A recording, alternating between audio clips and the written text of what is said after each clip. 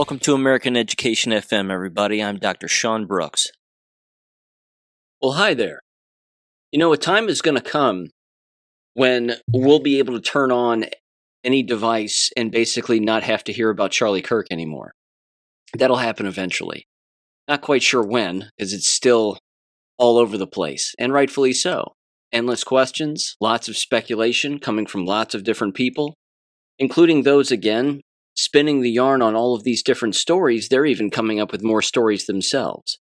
Of course, the magic bullet thing is out there. Now there's the trap door thing. He was shot from underneath. He was shot behind a door. He was shot behind a staircase, blah, blah, blah, blah, blah.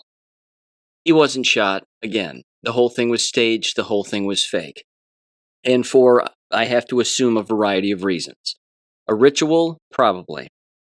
A money grab? Probably. Massive donations and bleeding Americans of their money who are gullible enough to believe it? Probably. And again, a power shift. And an influence shift, and a narrative shift, and a control shift. I don't know how many people paid attention to TPUSA before, and I don't know how many people are going to pay attention to it now. It seems even more irrelevant now than it probably ever has been. But it's not being done for good reasons.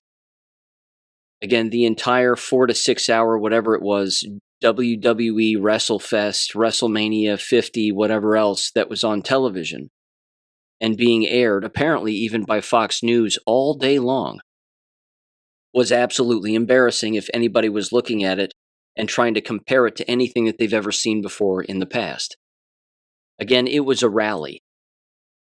And there's a direct Q link and a Q post that actually points to that. On September 21st, it openly said, "Enjoy the rally at the Q." That stadium is apparently nicknamed the Q. What are the odds of that? Again, the fireworks show was beyond ridiculous. The whole thing was a rally. It wasn't some memorial. The only picture allegedly that I've seen, allegedly, of even Charlie Kirk's parents was a screenshot. It was a picture taken from behind, as they were apparently sort of quarantined off in the middle of the stadium on the ground floor with this black barrier around them, allegedly. Again, they're probably spooks themselves. You know, they never took to the stage. They never said anything. It's beyond highly suspicious. So, again, it's a psychological operation. It's designed to distract people from what's really going on, stop paying attention to local issues, the things that are taking place in your area. It's done for a number of different reasons, but it's also a giant ritual. I mean, hell, you're talking about the Knights of Malta. You're talking about Freemasons left and right. Even Donald Trump got on the stage and called Charlie Kirk a master builder. If you look up the definition of a master builder under Freemasonry, it is a Masonic leader. So again, highly suspicious.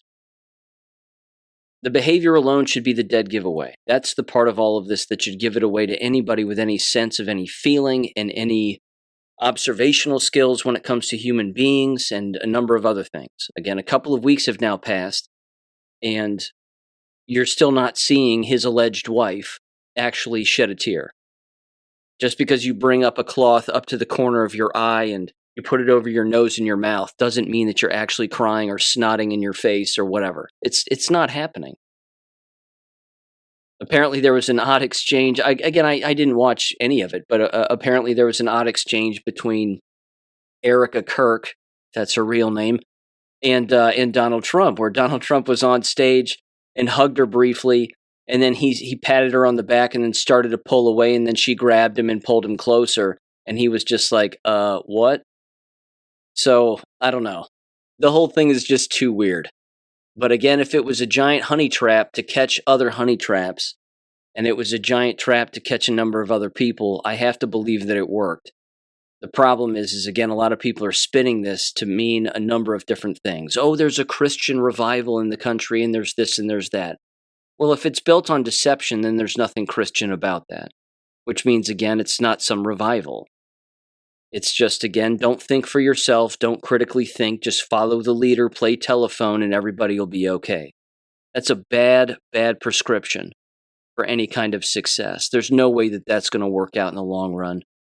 Again, if it moves votes a particular way, okay, fine, I guess, but we didn't need them anyway. Didn't need it. That's why there has to be something else behind this. probably a number of different things. Again, my brain bounces around that entire situation to a number of different scenarios. But again, that's what's supposed to happen. Rather than just plugging into the matrix and being like, well, Fox News said this, so that means it's true.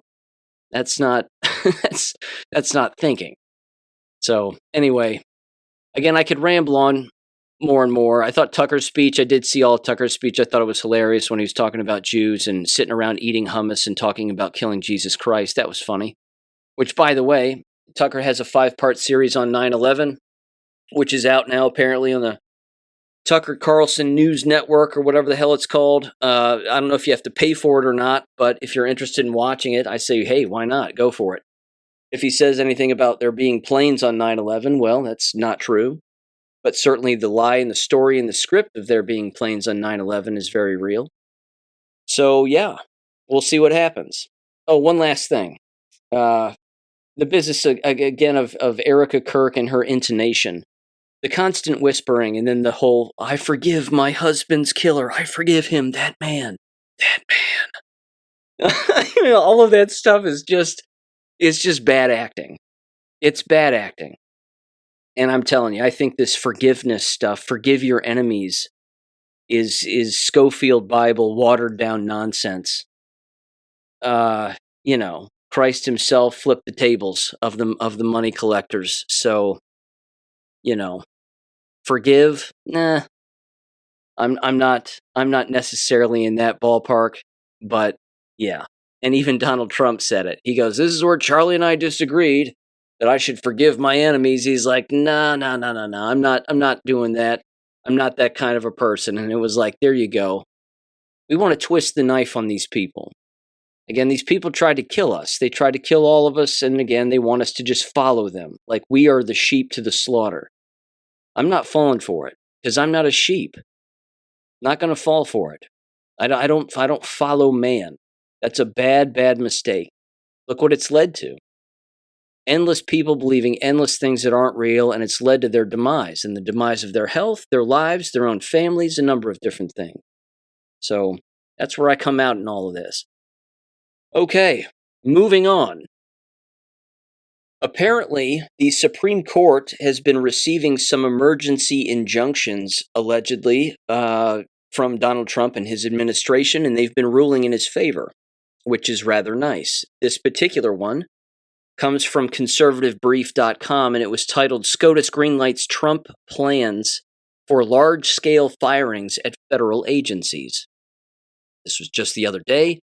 U.S. Supreme Court delivered another win for President Trump, clearing the way for his executive order to downsize the bloated federal government through mass layoffs across multiple agencies. In an unsigned order, the justices overruled a lower court decision that had blocked the president's February 13 directive calling for large-scale reductions in force.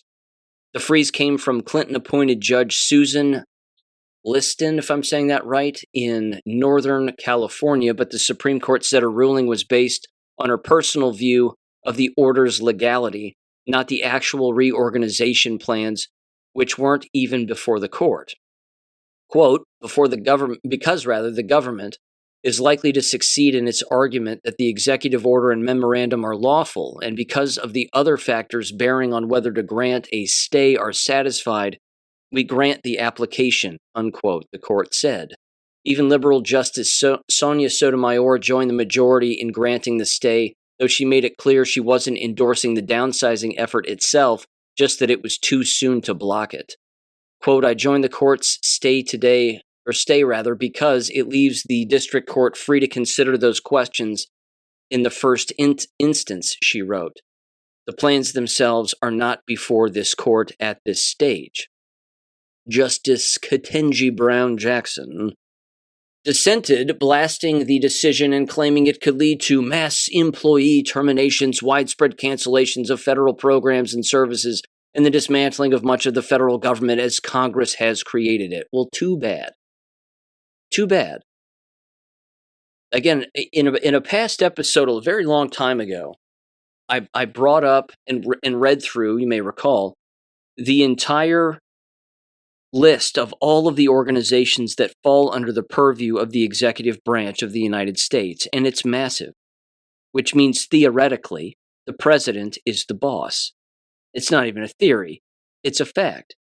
He gets to, again, appoint whoever he wants to appoint.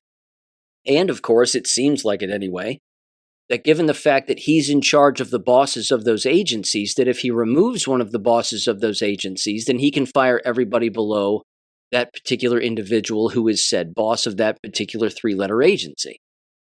Not to mention, if that person who runs that 3-letter agency doesn't do what the president says, the president, of course, has the right to fire them, just like the CDC director. Perfect. Just clean house. Again, the amount of money that these people make for doing next to nothing, not to mention working against the best interests of the United States and keeping a free people from understanding free information and accurate information, is astounding. And it's a constant thing that's constantly going on. So, yeah, this ruling is a good one. I think it's a first step. Clearly, it seems to be that way anyway. And that's good. Now, speaking of wasteful spending, there's also this. I watched President Trump's speech at the UN, and it was a banger. And he did exactly what he's done in the past, only this time he was specifically targeting the UN, which was great. Openly saying that they, again, are wasteful in their spending, wasteful in their tactics. The agendas that they push aren't serving anybody. And that's perfect. Walk right into the House and tell them all that basically they are the problem. That's exactly how you get stuff done. And again, the American people love hearing this. They love it. The UN was created again after World War II for the sole purpose, so they told everybody, to keep world wars from happening. And as we all know, that's all that's been going on since World War II. It's nothing but, again, world wars against innocent people, innocent countries, and killing innocent children and men and women and the whole thing. Not to mention, the UN is one of the largest child trafficking organizations that exists in the world. And again, as a result of all of this, you think that Donald Trump doesn't know that? Do you think that our intelligence agencies and our military doesn't know that? You would think that a RICO statute would be able to bring these people down in the blink of an eye. Or you could just defund them. But we've got to get back to something in this world that is nationalistic from the standpoint of every country operating as their own country. That the people vote for a leader so that that individual, so to speak, benefits the people of that country. Now that, of course, is called a constitutional republic, which we live under, not a democracy, which is mob rule. But again, actually voting for somebody who has the best interests of the people at heart within their own country. And all of this, again, UN, NATO, World Health Organization, European Union nonsense all goes away. That's globalism. And it's always, again, been designed that way to maintain globalism. But this kind of stuff has to be brought to the ground. So for the leader of the so-called free country to openly show up in the house of the very people, again, oppressing endless individuals and tell them that they're all shit, that's pretty cool. I mean, you know, that's good news. That's a good thing. Now, with that said, again, it's the art of the deal and it's the art of war. Is on one hand, he's openly going to tell people again that he hates the UN, doesn't like what they're doing, and he's going to bring that out to the public so that people can look into it themselves if they have a brain in their skull. And then again, he might go behind closed doors and openly say, hey, look, we support the UN and we want them to succeed. But again, he has to say that. I think he has to kind of say it to some extent. He can't go in there with a machete and start hacking up everybody from all these different countries and be like, we're not working together anymore. That's not happening. But what he can do is he can at the very least call out all of their bullshit as much as humanly possible, all of the wasteful spending. I mean, he called out Germany straight up, and he called out Europe straight up, and he was like, get back to your heritage because you're screwing things up. Stop wasting time on all this green energy scam and climate change. And I mean, he ran through the entire hoax of that because it's all about money laundering. It's about stealing from people. That's it. It's always been that way. He even brought it up. He goes, you know, this nonsense started back in the 1920s, 1930s. And he's right. Probably even before then. But either way, again, it's a good thing. But if he can get this organization cleaned up and help get it cleaned up, and of course, blackmail is a great deal, you know, certainly a big part of it. You get a lot of these people blackmailed and the individuals running the operation and, of course, stealing everything. And he even called out again the poor renovations of the entire building. He goes, I offered to pay for this entire renovation. and it would have been a whole lot better than what it is now. And sure enough, when he walked in, he openly commented, and I saw the video. I'll put it in the next war video. But as soon as he and his wife stepped on the escalator stopped working. And then they walked up the escalator. They looked around for a second, which again was kind of dangerous and kind of suspicious. But either way, it was clearly shut off on purpose. Somebody pulled the plug. Somebody pulled the fuse. And then when he walked up again to the lectern to start talking, the teleprompter didn't work, and he bashed him for having the teleprompter not work. And then halfway through his speech, the teleprompter turned back on. Again, they're just screwing with him. They know what they're doing, and it's being done on purpose. It's not an accident. But again, one step at a time. This is all a one step at a time kind of thing, and I don't think it's a one step at a time necessarily in a bad direction. I mean, yeah, the Charlie Kirk thing was stupid, and shame on everybody for falling for it, which, by the way, you talk about an exposure event. One last comment about that. Look at all the so-called influencers, quote unquote, that are openly falling for it. All these YouTube people openly falling for it, not even questioning a single thing. Sage Steele, former ESPN news anchor. She fell for it hook, line, and sinker. Riley Gaines, Turning Point USA employee, hook, line, and sinker. All these people are showing you exactly who they are. They are not thinking people. They are follow the leader people. Hell, Sage Steele's jabbed. She openly admitted on her own show numerous times. I mean, sorry, I'm not going to get in line and, get in a Sage Steele line when it comes to life advice. Not going to do it. Really don't care what she thinks. But again, these people out themselves all of the time. And then, of course, calling them out is important. That's a big, big deal. So I enjoyed the speech. I thought it was well done. One step at a time here. Okay. One more thing geopolitically. This has to do with California Proposition 50. This was kind of interesting, and this was sent my way by a listener of the show. Thank you for sending it. Let me read a description of this. This, again, has to do basically with it, of course, being a proposition that's going to be on the November ballot. But if it passes, it allows California to basically redistrict their state, which, as we know, would be rather detrimental to freedom and independence there. Not to mention, God knows what else it'll do when it comes to allowing illegal aliens to vote, but it will change basically the electoral map the way that it is currently drawn right now in California. At least that's my understanding. Here's a description of it. It says California Proposition 50, also known as the Election Rigging Response Act, that's clever, is a legislatively referred constitutional amendment that will appear on a special election ballot in California on November 4th, 2025. The measure was placed on the ballot by the California State Legislature and Governor Gavin Newsom in response to mid-decade partisan redistricting efforts in Texas, which Democrats argue are designed to gerrymander congressional districts to favor Republicans. If passed, Proposition 50 would temporarily allow California to use a new congressional district map drawn by the state legislature for the 26, 28, and 30 elections, instead of the map created by the Independent California Citizens Redistricting Commission in 2021. So, cheating, essentially. I understand again that the left would look at the right and say, well, that's what you did in Texas. Well, they got rid of illegal aliens.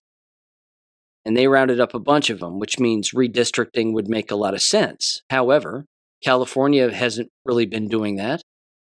Although we have to assume that some of them have been rounded up by the federal government, which is a good thing, but even so, this is being done clearly as even in their own admission in public statements as a defense mechanism to basically ensure that Democrats have more of an opportunity to vote and outnumber Republicans, so they think.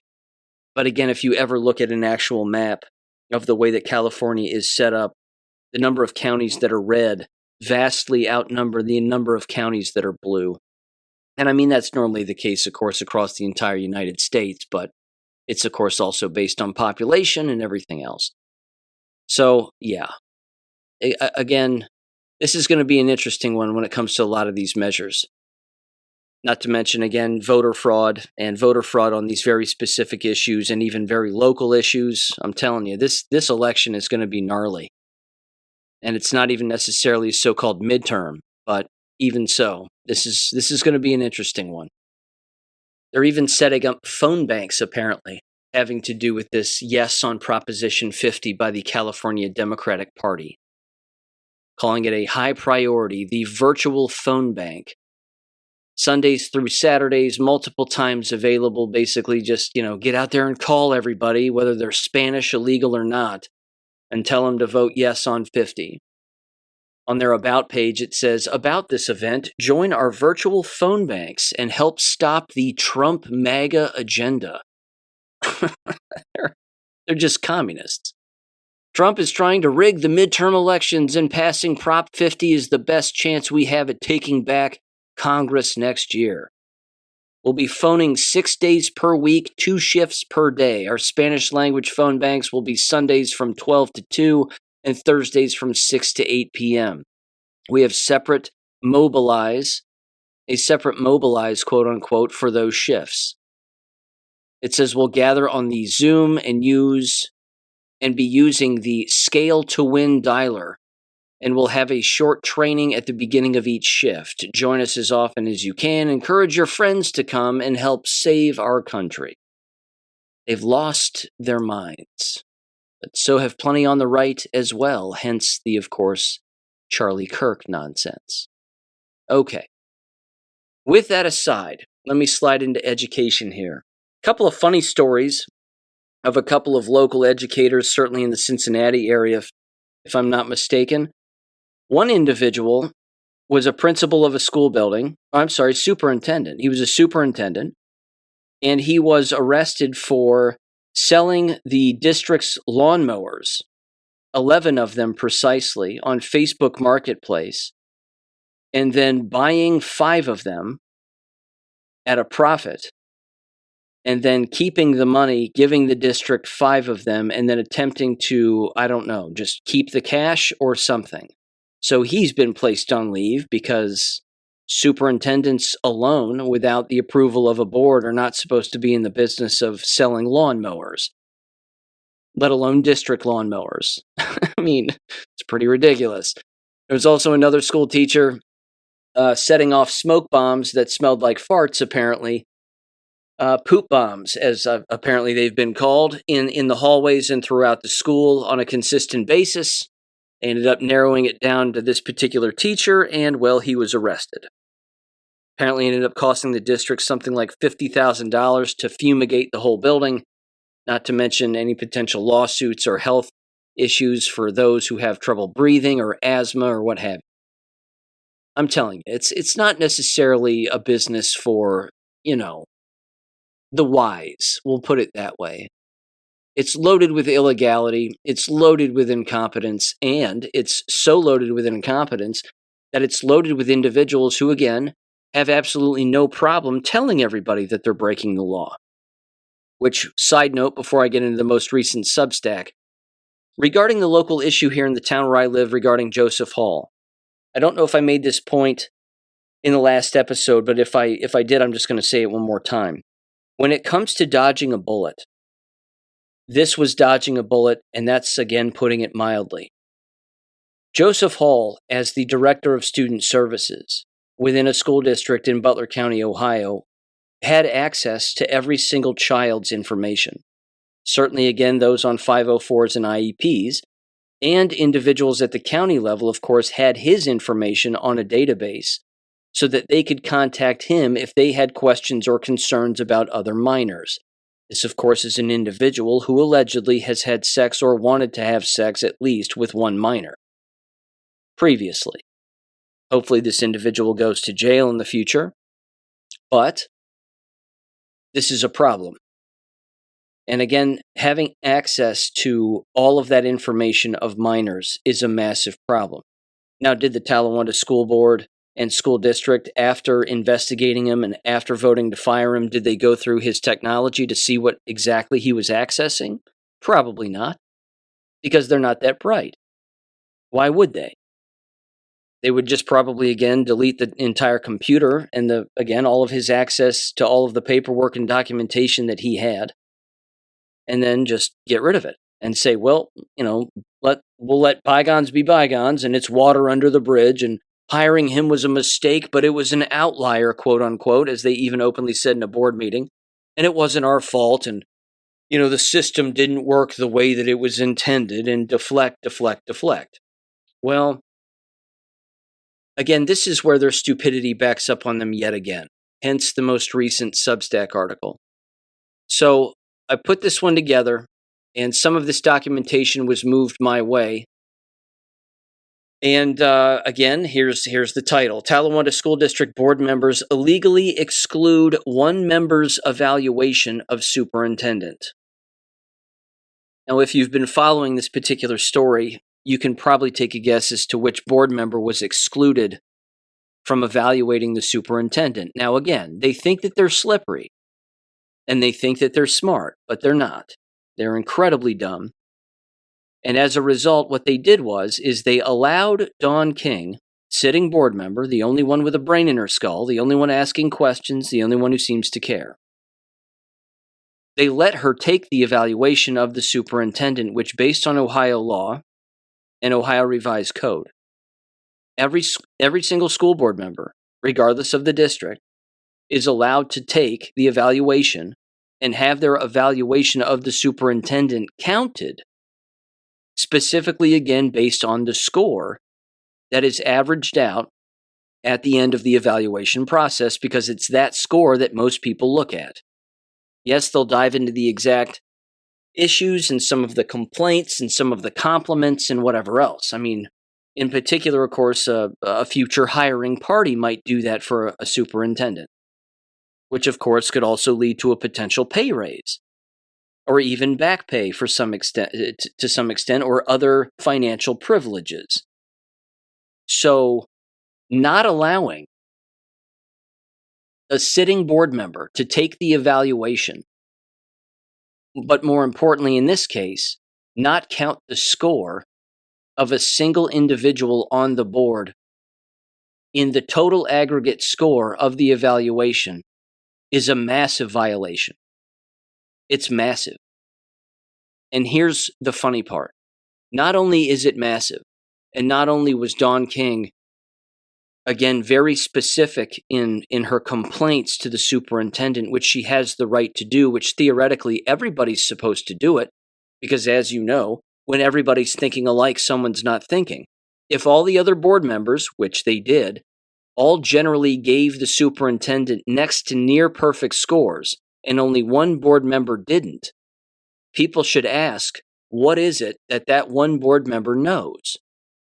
What is it that one board member has been saying this entire time regarding what this entire school district, and in particular the superintendent, has been doing and allowing to take place? And what I want to do is I want to get into some of the specifics of this, because this matters.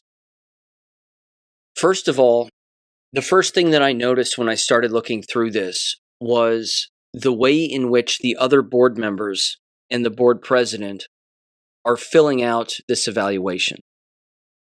They are writing it almost as if they are children in a classroom, and they're being asked to evaluate their teacher.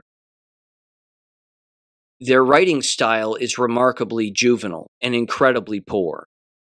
You do not fill out an evaluation to make it sound like this. I mean, again, this is board member Pat Mead, complete tool up for election here in this upcoming November. But based on the very first question, which is titled, "Collaborate with the Board of Education to develop, implement, review, and communicate the district's vision, goals, plans, policies, and practices," he gave him a 5 out of 5, which is the highest score per parameter per question that you can give the superintendent. And he simply wrote, as under the section where it says, "Provide a rational justification for rating of item number 1." He simply wrote, "Dr. Thoreau is thorough in his explanations of plans and policies during our board meetings," period. That's it. That's all he wrote. He didn't justify his response with anything. He didn't point to specific examples. He basically just said, I said this was the case, so believe me. But keep in mind, that's allowed, apparently, in these evaluations, whereas Don King's evaluation and answer to that very question is not allowed. So if you scroll past the entire evaluation portion, they separate board member Don King's evaluation as a completely separate document on separate paper. And here was Don King's rating. She gave the superintendent a 1 out of 5 and then wrote, quote, violated Talawanda School District policies 7530.02, 8320.01, 8305, and 8351 regarding the Google Calendar being left open and available to be accessed by staff, students, and the public. This indicates operational noncompliance. It can't get any more clear. She wrote a 1 out of 5 as his score and then clearly justified it with actual evidence, including the event itself and board policy. But this was the response that was allegedly drafted by the board president, Rebecca Howard, or at the very least, their lawyer, Jason Stuckey. And she puts this basically at the end of every single one of Don King's explanations. And it says the following, quote, response. This is an unsubstantiated accusation with no substantive evidence, and as such, the rating will not be included in the aggregate. Dr. Thoreau followed all policy protocols throughout this incident, as was explained to Miss King multiple times. Again, I love it. I love what they've done here. I love it. They never think they're going to get caught.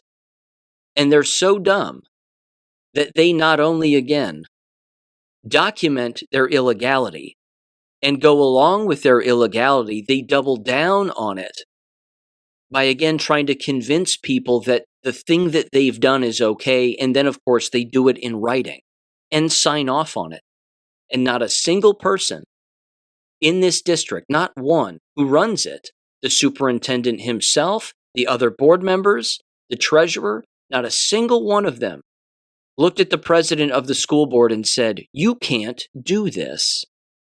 This is illegal. Because money is tied to this also. Endless things are tied to it. It's fraud. It's also computer fraud because these numbers go to the state.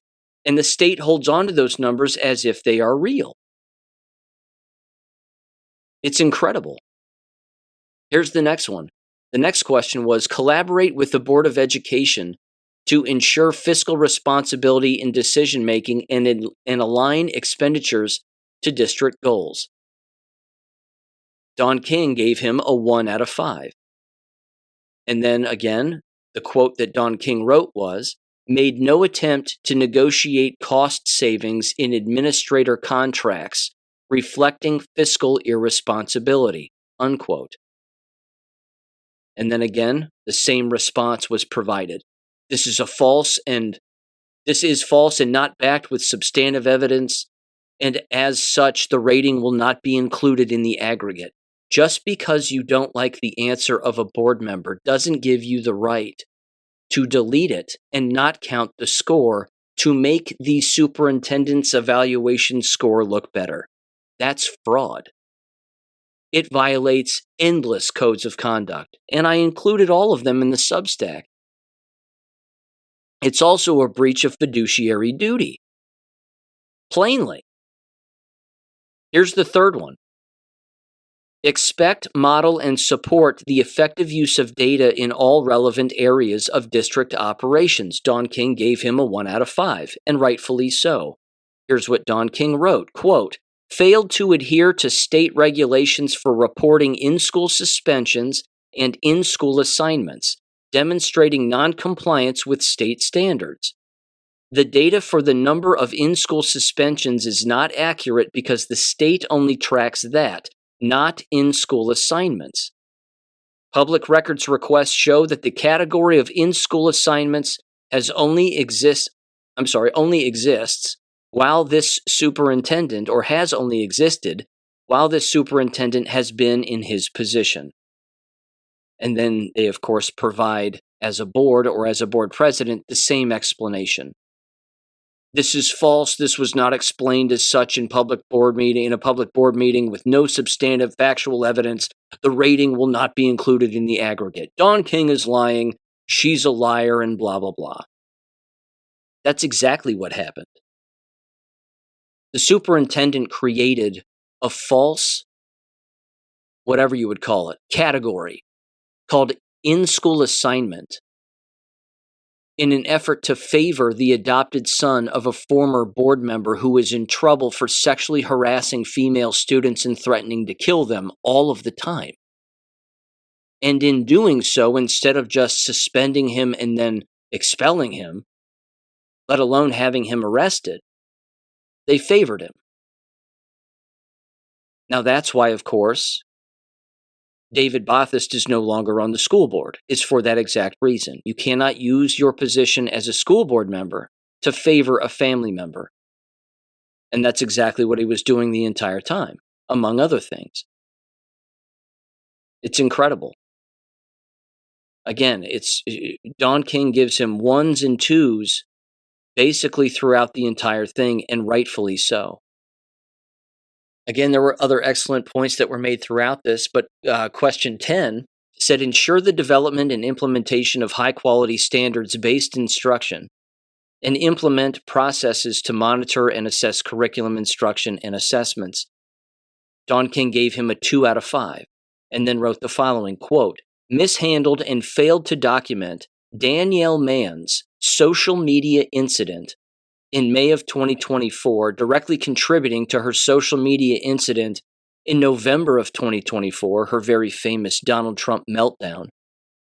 Every MAGA male is a rapist, so stay away from them. If they wear a red hat, they're going to rape you, whatever the hell she said, because she's a nutbag. And then she wrote, indicating negligent record keeping and documentation, unquote.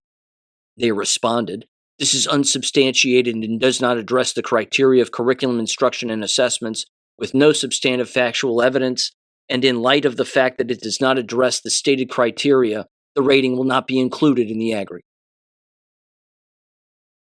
Again, high-quality standards-based instruction and implement processes to monitor and assess curriculum instruction and assessments. First of all, she's a school teacher, Danielle Mann is. And the crux of the issue is actually that when they placed her on paid administrative leave for whatever it was, just over a month, and she came back to work in January, a part of her reintroduction agreement into the classroom was that she could not engage in anything instructionally that would be divisive or politically motivated or what have you, and if she did, it could cost her her job, so they said. Out of the gate, she violated that agreement. She immediately started to give students an assignment having to do with freedom of speech. That if a teacher or a person in any position has freedom of speech and it's politically whatever, aligned or what have you, or about politics, do they have the right to say what they'd like to say, or should they be fired or whatever else? That was her first assignment, allegedly, coming out of suspension. She should have been fired on the spot. That's the issue. That's where it has to do with curriculum instruction and assessment and standards-based instruction.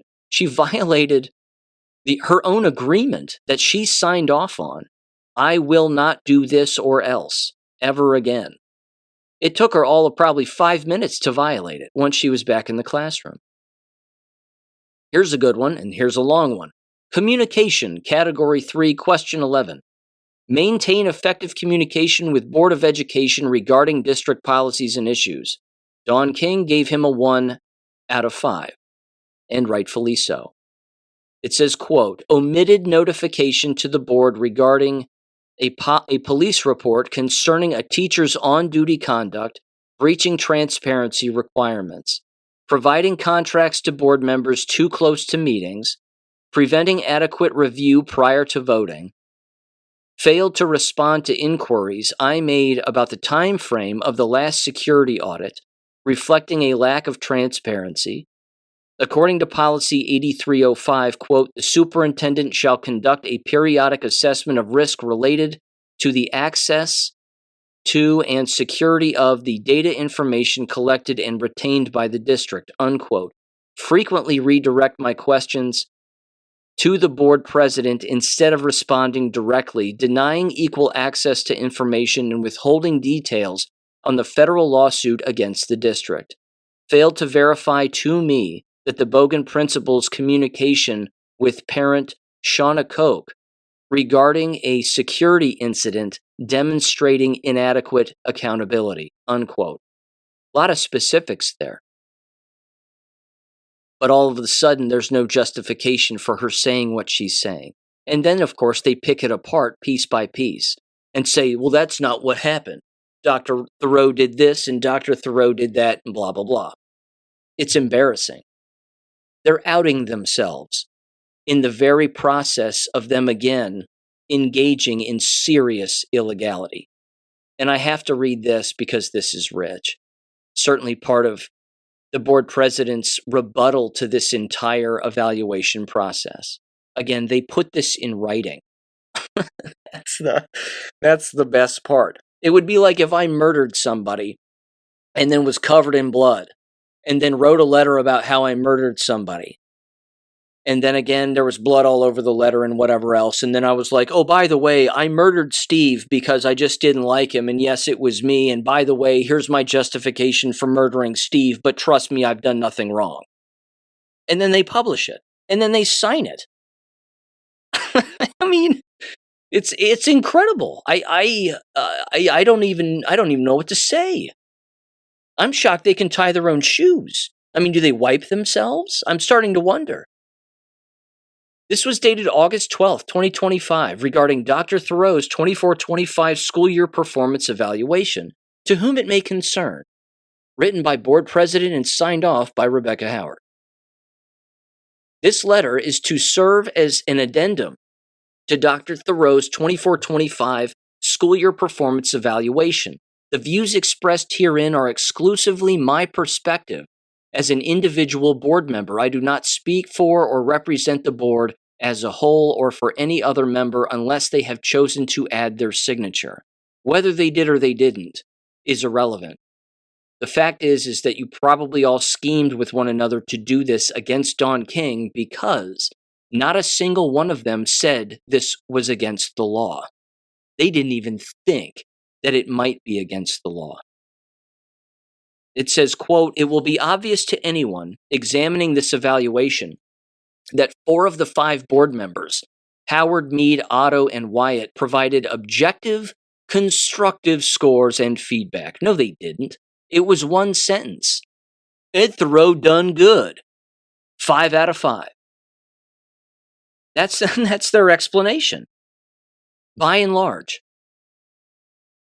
It says the evaluation of the 5th board member, King, did not provide justifications within the stated parameters of her ratings, and as a result, her responses are not included in the final evaluation. Oh, you're in deep shit now. It says for full transparency, her ratings and justifications are included as an attachment at the end of the evaluation aggregate, with specific responses supplied by me as the board president responsible for compiling the evaluation, explaining why the justification is insufficient and not included in the evaluation. Mrs. King chose to score all items in all areas on a scale of 1 to 5. Definitions of scale ratings are included in the attachment at the end of the evaluation, with the lowest ranking of 1 or 2, resulting in an average rating of 1.4. Well, yeah, that's accurate. Again, she's highlighting here her fraud and the board's fraud. She's clearly laying it out. She then goes on, and this is where she does it. The other 4 board members all entered scores of individual items between 3 and 5, with individual average ratings of 4.93 for Howard, 4.8 for Meade, 4.3 for Otto, and 4.73 for Otto and 4.73 for Wyatt. There is, without a doubt, a significant discrepancy in the manner in which these evaluations were approached. No shit. The fraud exists on your side of the table. You just told everybody. In evaluations, of this nature, and again, having looked at endless evaluations over the time when I taught, and even, of course, in graduate school and a number of other places, the entire time I've had this podcast, anytime you look at an evaluation and everybody's generally saying the same thing except for one person, there's a red flag. The red flag is not on the one person who is the dissenting voice. The red flag actually lies with the explanations that the other people provide who are all generally agreeing. That's called rubber stamping. It's called whitewashing. There's lots of different names for it, but it's bias. It shows clear bias. And therein lies the problem. Then, of course, you would look at all of their answers and you'd go, wow, these are all really lackluster. Did an 8-year-old girl write these? And then, of course, you would look at Dawn King's and you'd go, wow, she has some serious concerns. Is she pulling this out of her backside at random? Or does she, again, know exactly what's been going on this whole time? Seems like there's a serious problem in this district. But you have to keep in mind who you're dealing with here. You're dealing with people who received an application from a sexual predator who had not been employed for an entire year and lied on his application, saying that his last place of employment was in 2024. And they looked at that and didn't think anything of it. That's an immediate red flag in the hiring process. But these people can't add. They're not good with numbers. They're not good with words. They're not good with the English language. They're not bright.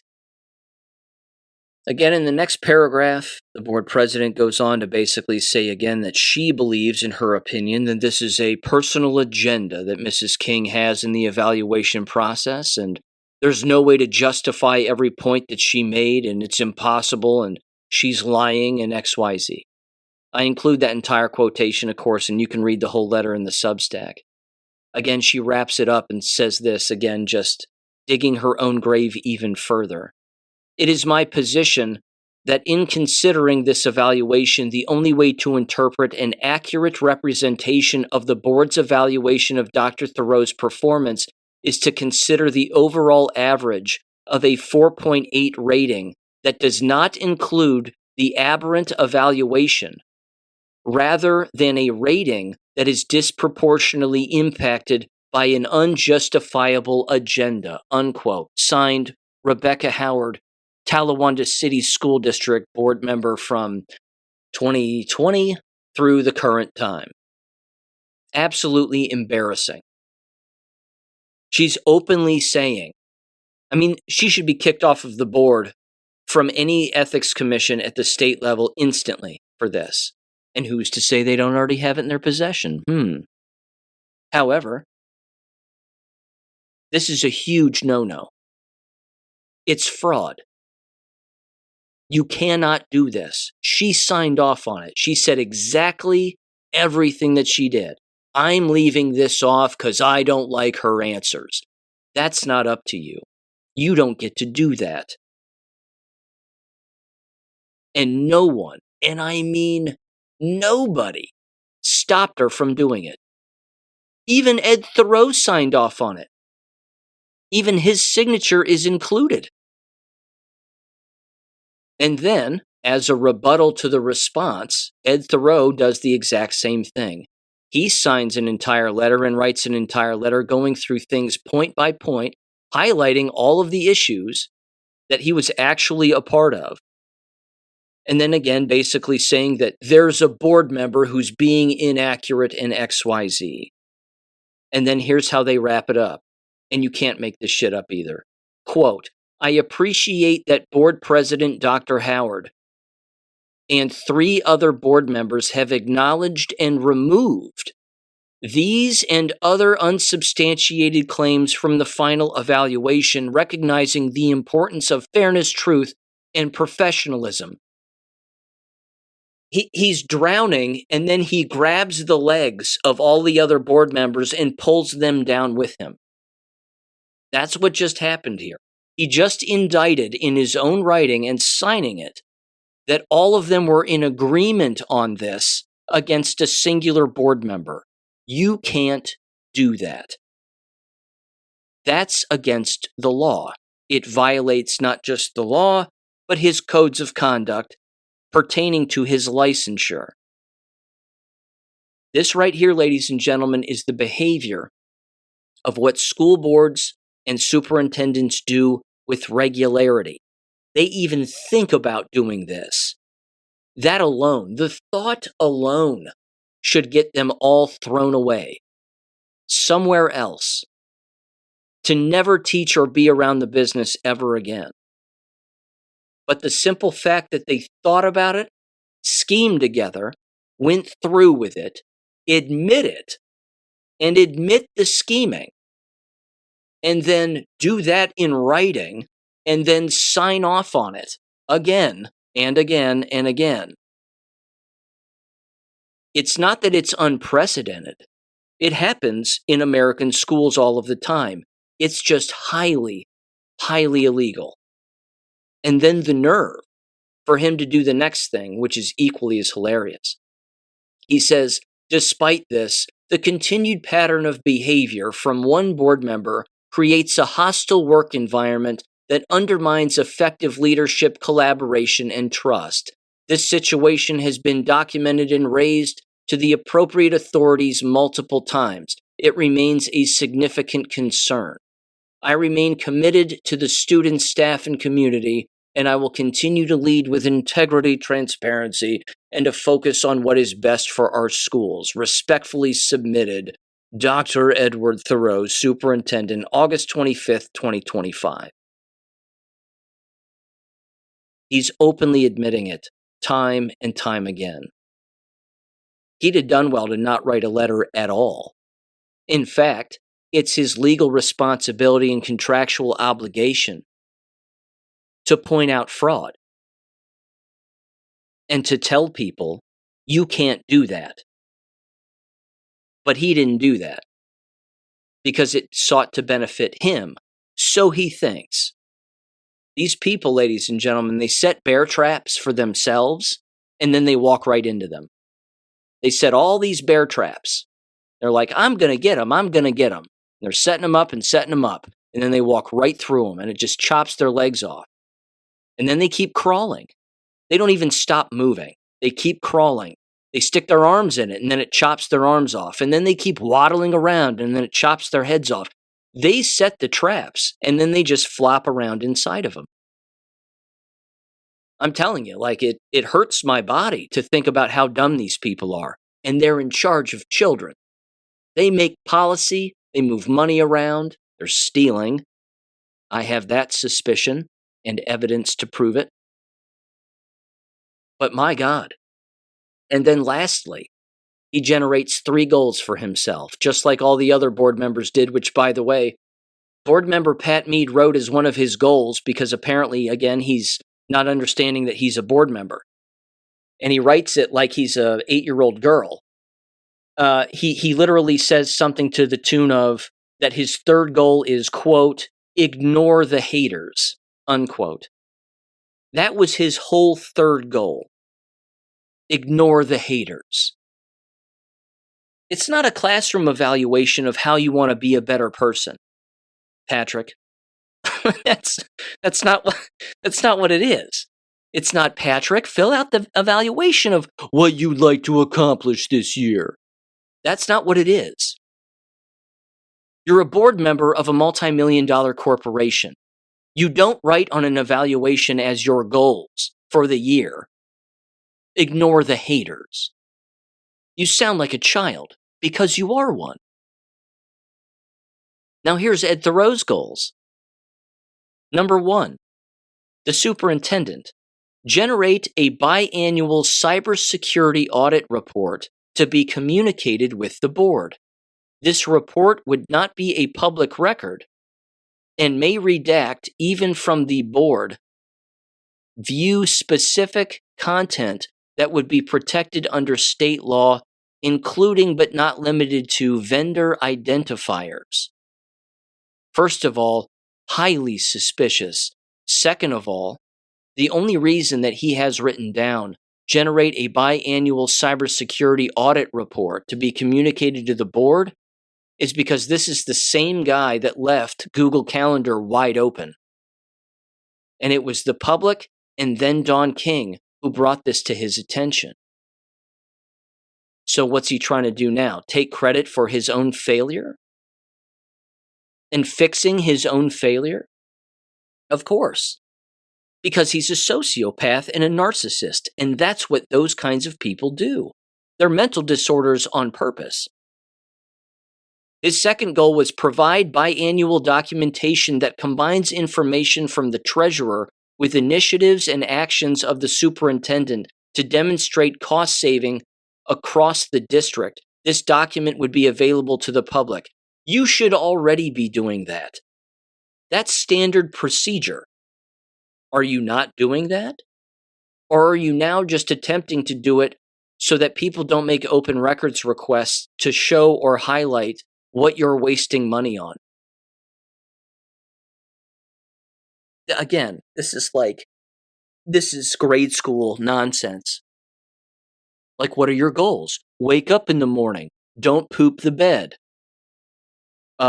Brush my teeth. Take a shower. Put my pants on, my legs through the pants, one leg at a time. Don't jump into my pants and fall into the wall head first anymore. That's basically what this sounds like. Number 3. and then I have to stop or my nose is going to start bleeding. Document recruitment efforts for new staff, including number of applications for positions and breakdown of general geographic locations of applicants. This information would be made available on an annual basis. That doesn't matter. No one cares where these people live, unless you're using that to dive into their pasts to figure out if they've broken the law or not. That matters. But document recruiting efforts for new staff, including number of applications for positions and their geographic location. Again, this is coming from the same guy who openly said, we need to hire more people of color. Saying that is against the law. Again, you might as well put applications all over your website and signs on the doors that say whites need not apply. Which means if you have, just a little hint, if they're listening, if you have anything, any words in any documentation openly saying diversity, equity, and inclusion, or any variation of said words with very similar policy from the past, you're breaking the law. But Don King already alluded to that. Because again, it's in all of their documentation. Anybody can get on their website and you can just see it. It's even still day to day in all of their board agendas. In all of their board meeting agendas, which are public, they use this terminology all of the time.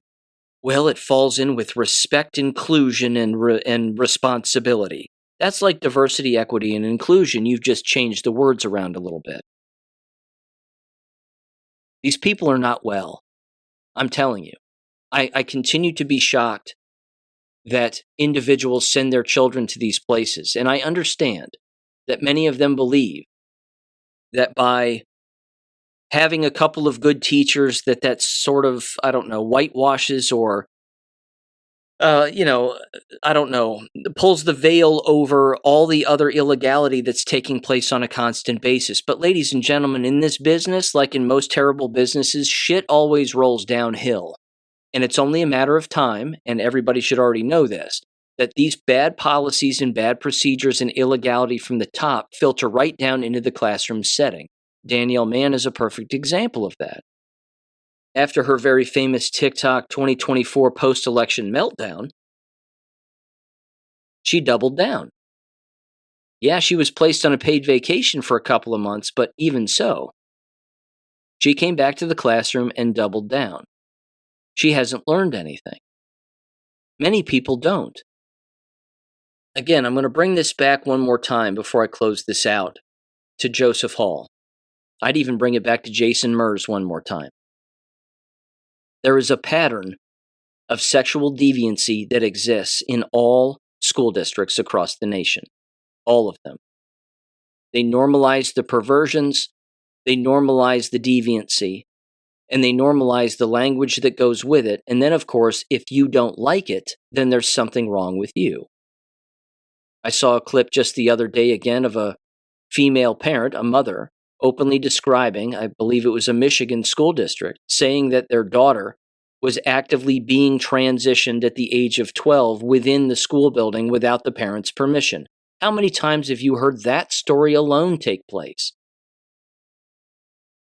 That came from somewhere. That kind of policy, whether it was an NGO, whether it was the school district believing the NGO, the brainwashed people again inside of the building believing the NGO and then the policy, and then right down into the classroom where the school teacher believes it.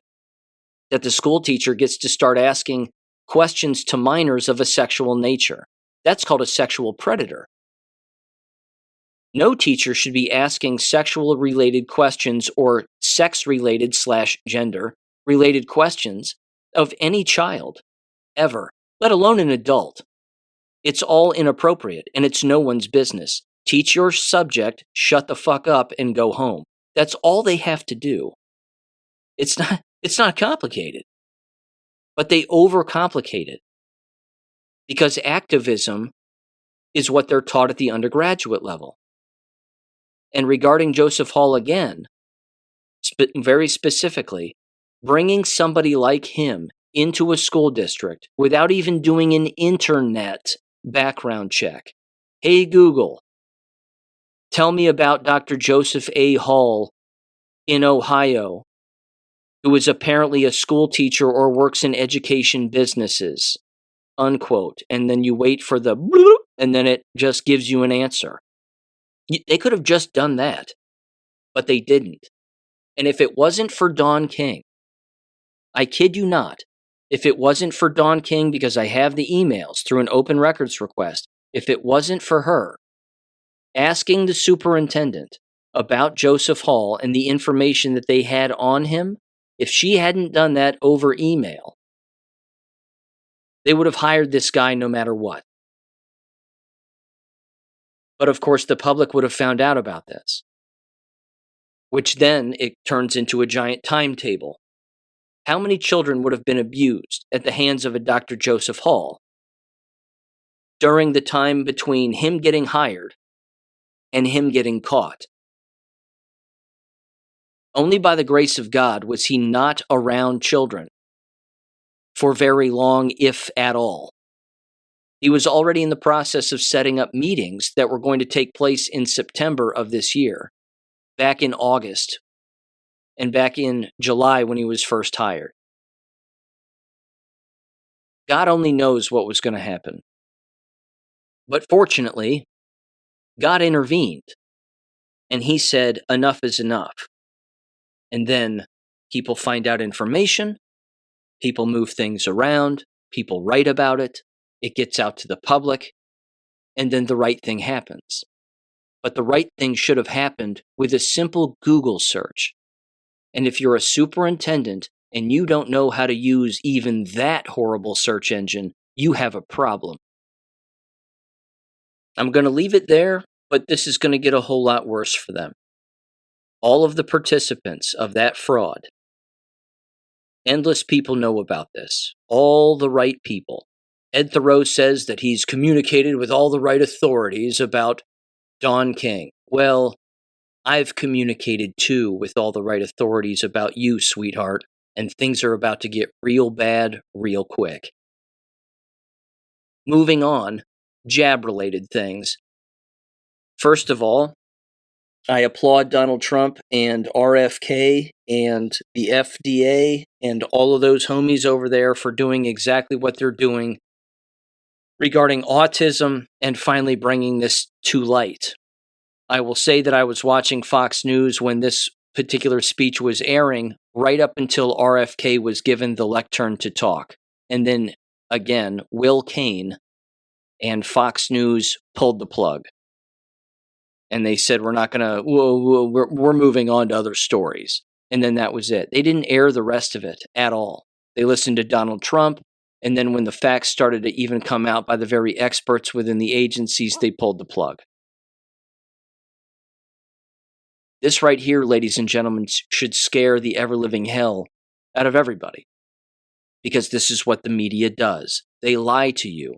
And it can be as simple as pulling the plug on a message that you need to hear that they don't want you to hear, or it can be as elaborate as a 4 to 5 hour theatrical production of a rally disguised as a funeral / memorial for someone who's not really dead.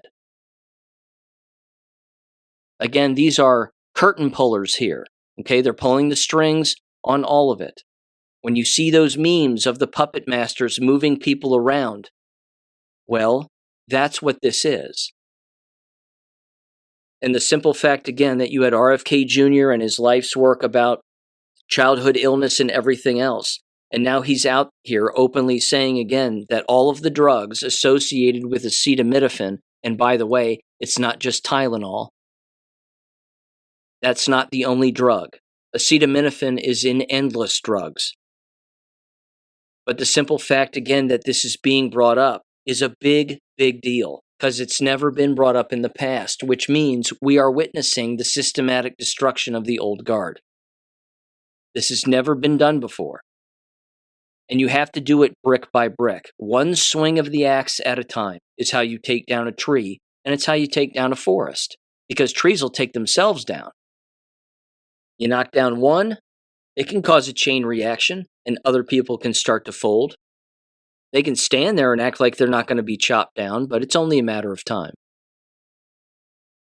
Again, Tylenol is the open door.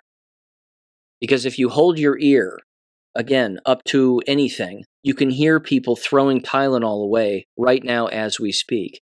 And they're looking at the backs of other drugs that have acetaminophen in it, and they're going, oh my God, and they're throwing those away. And they're not giving them to their children anymore. This is happening.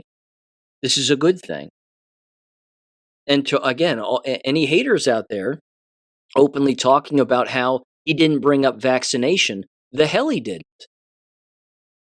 Donald Trump was railing on vaccination. Oh, look, the Amish don't jab themselves, and well, they don't get sick. Isn't that interesting? Why is that?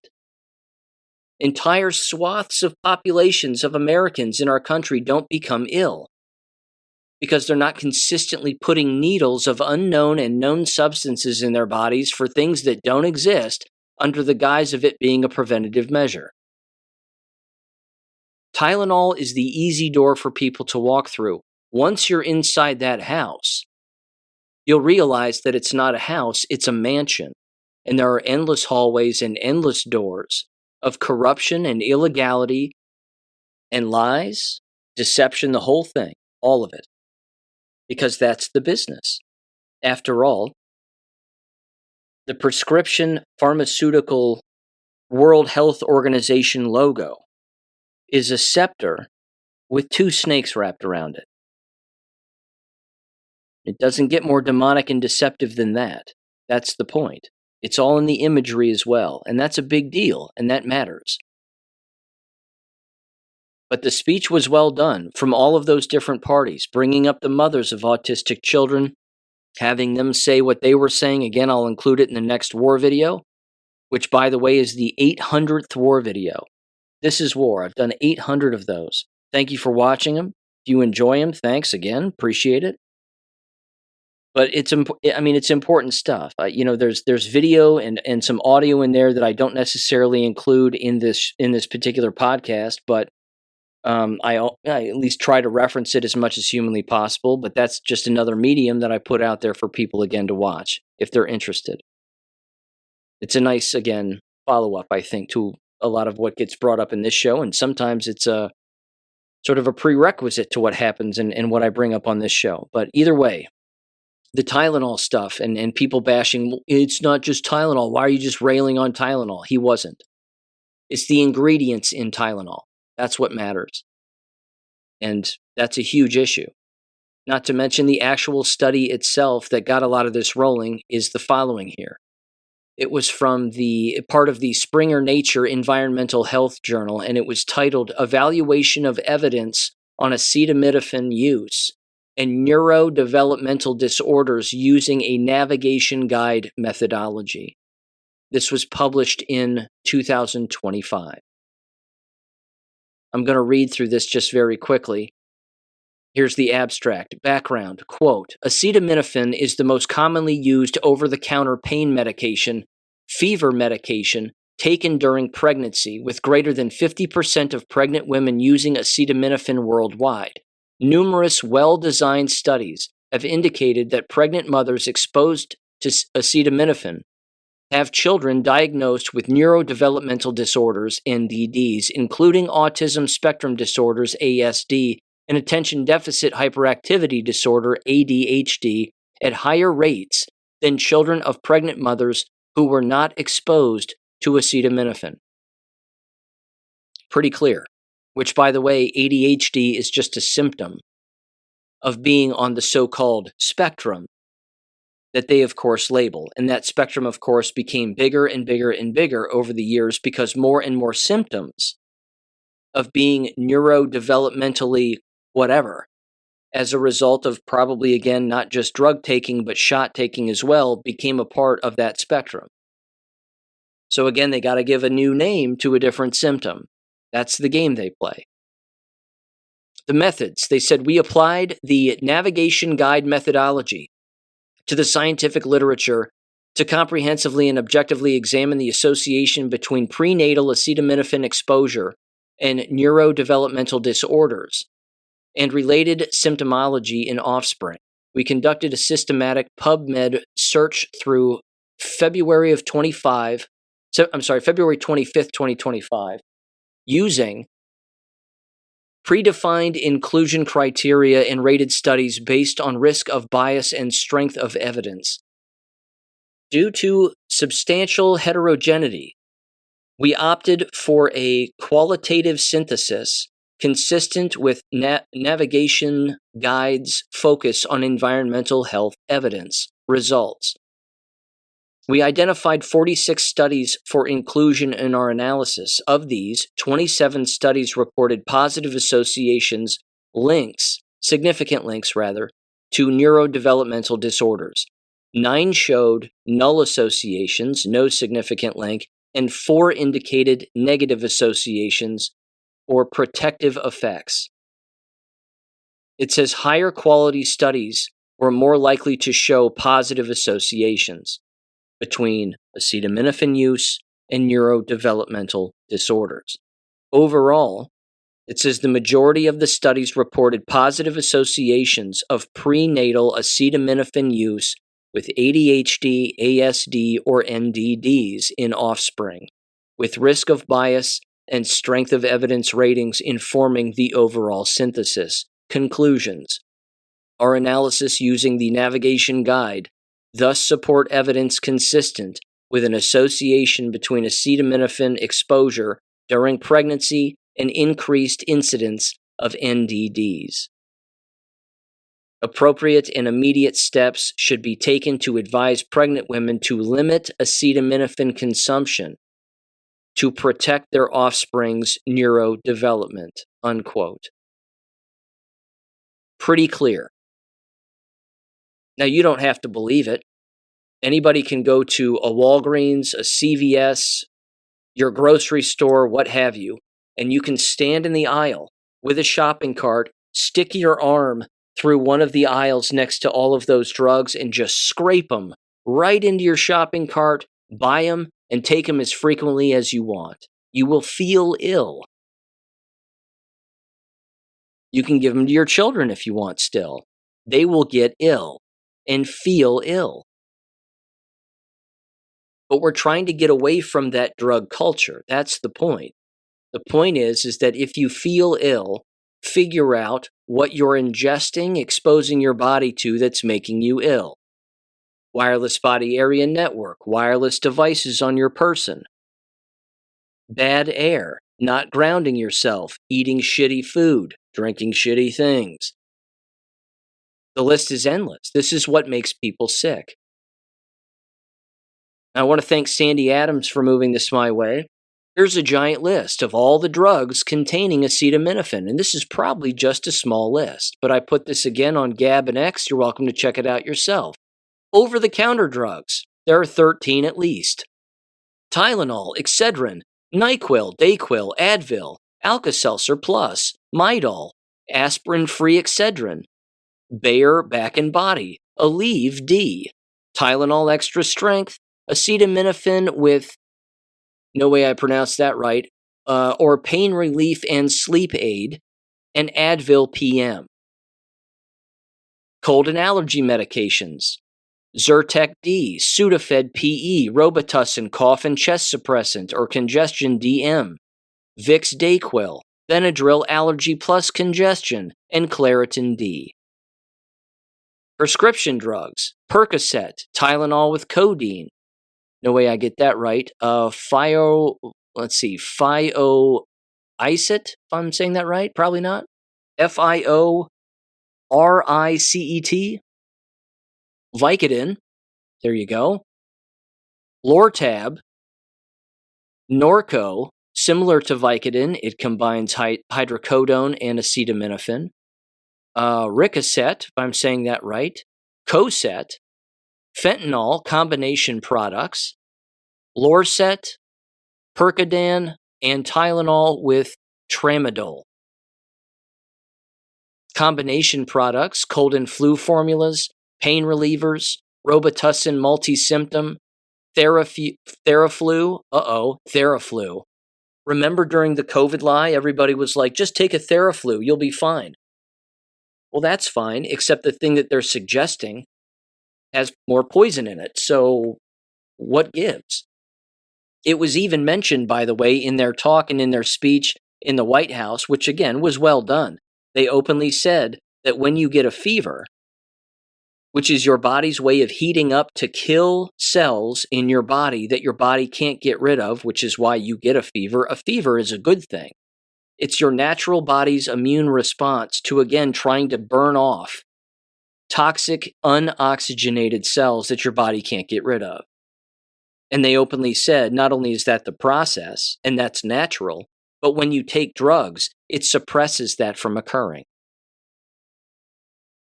Feed a cold, starve a fever, is the old saying. You can eat while you have a cold, not pills, but you can, eat good things, and then when you have a fever, just let your body burn it off and leave it alone. It goes on. Theraflu, there we go. Excedrin tension headache, Mucinex, Corticid HBP, and Somanex. And then pediatric drugs, children's Tylenol, there we go. Infants Tylenol, children's Motrin, children's Advil, and pediatric fever reducers. Various brands offer liquid acetaminophen specifically for children, unquote. It's all poison. That's one of the reasons, too, why these stores are closing down. If there's a drugstore in your town or in your general area that's closed its doors, it's because people aren't going in there anymore and buying all that shit. And that's a good thing. Now, if they just turn them into farmers markets where you could buy fresh fruit that's not covered in pesticide, freshly baked bread, fresh vegetables, fresh meat that's been recently slaughtered, fresh fish that's been recently caught. Imagine the world we live in if drugstores were changed into real farmers markets and clean food markets. It'd be amazing. We can only hope, though, but it's got to be one step at a time. Ladies and gentlemen, thank you for listening as always. If you're interested, check out This Is War, episode 800 on Wednesday night. And with that said, I'll catch you on Friday. Peace. Thank you for listening to American Education FM. Make sure and check out AmericanEducationFM.com for more information. Take care and God bless.